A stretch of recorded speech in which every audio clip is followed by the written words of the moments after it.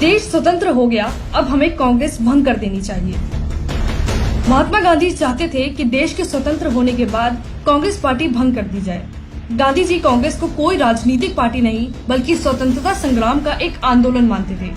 इसलिए उनका मत था कि देश स्वतंत्र होने के बाद ये आंदोलन पूरा हो गया, अब इसे भंग कर देना चाहिए।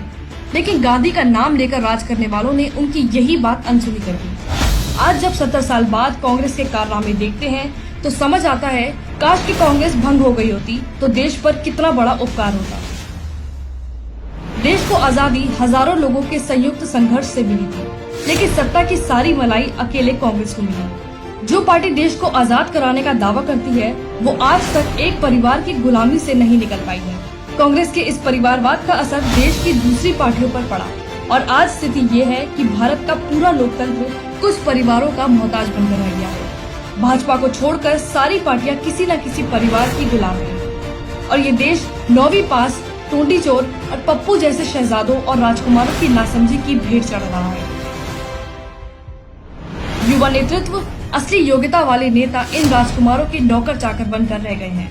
अगर देश को इन चंद परिवारों की चाकरी से आजाद कराना है और परिवारों की बढ़ती संपत्ति की जगह गरीब के घर तक विकास पहुंचाना है, तो हर चुनाव में ऐसी पार्टियों को हराना ही होगा, ताकि देश में गरीब का बेटा भी मुख्यमंत्री बने। सिर्फ मुख्यमंत्री की कुर्सी ऐसे राजकुमारों के लिए ही रिजर्व ना रहे।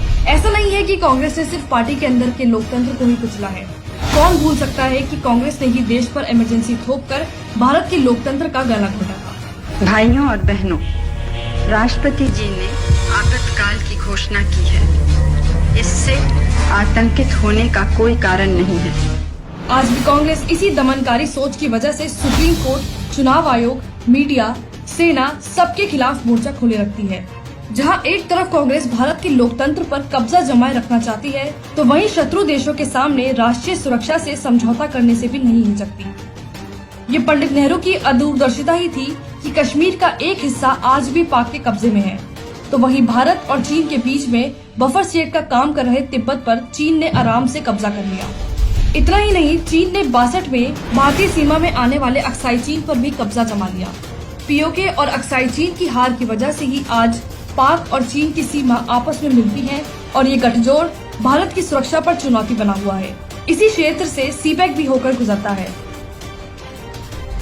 इतना ही नहीं, नेहरू द्वारा लादी गई धारा 370 70 साल तक जम्मू और कश्मीर को आतंक के नाम पर डसती रही।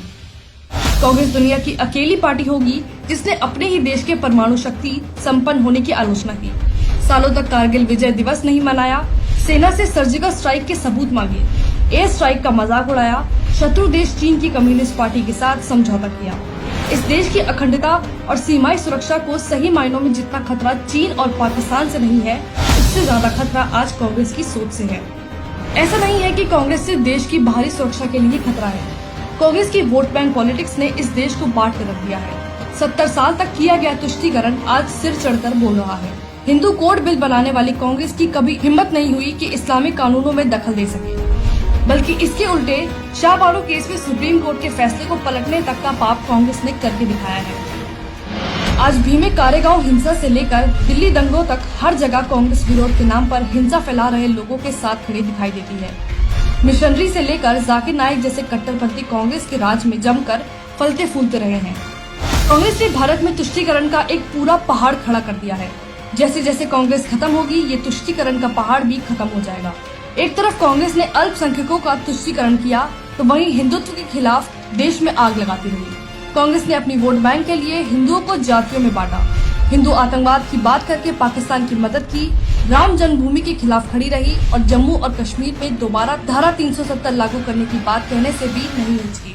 70 साल तक इसी तुष्टीकरण के दम पर खुद को अजय मानने वाली कांग्रेस ने भ्रष्टाचार के नाम पर देश को जमकर लूटा है।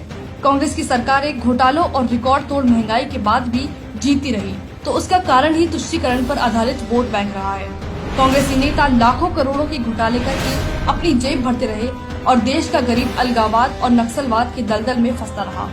70 साल में पहली बार देश का पैसा कांग्रेसी नेताओं की जेब की जगह गरीब के घर पहुंच रहा है। तो देखिए, आज देश नक्सलवाद, अलगाववाद से भी मुक्त हो रहा है। भारत की पहचान, भारत की सीमाई सुरक्षा, देश और पार्टियों में आंतरिक लोकतंत्र के लिए कांग्रेस आज सबसे बड़ा खतरा है।